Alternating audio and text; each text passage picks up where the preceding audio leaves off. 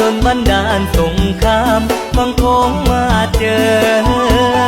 หนุ่มเขมราชฝากตัวหัวใจให้เธอเด้อจำปาเมืองลาว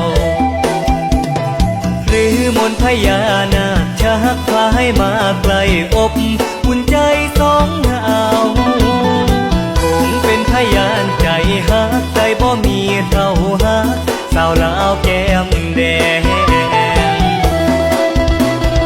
กราบขอพรเจ้าปู่ตาผู้แขนคอมือ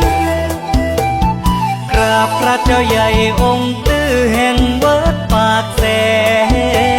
งสาธุเด้อให้ลูกหลานอยู่ดีมีแหงเบิ่งแยงด้วยใจศรัทธาเหมือนใจฮักต้องหมดฟ้าดลบันดาลให้ได้มาพบศพตาฮักจึงบ่เว้าเล่นฮักตั้งแต่เห็นหน้าหวังวิวาห์ข้ามฮักกันเด้อน้องเด้อฮักกันเด้อน้องเด้อฮักกันเด้อน้องเด้อฮักกันเด้ออ้ายเด้อฮักกันเด้ออ้ายเด้อฮักกันเด้ออ้ายเด้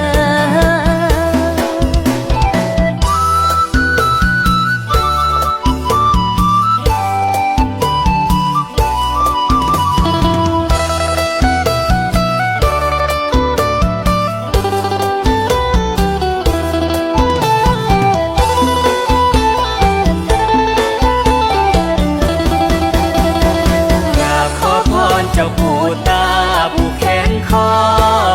มือกราบพระเจ้าใหญ่องค์ตื้อแห่งวัดปากแสงสาธุเด้อให้ลูกหลานอยู่ดีมีแหงเบิ่งแยงด้วยใจศรัทธา